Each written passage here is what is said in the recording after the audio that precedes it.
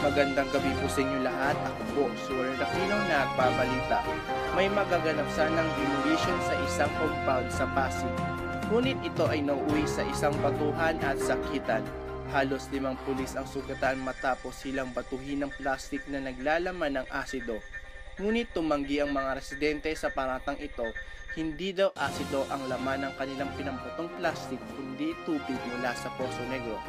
Ayon sa mga pulis, nakaramdam sila ng mainit sa kanilang katawan at akala nila kung ano lang yun.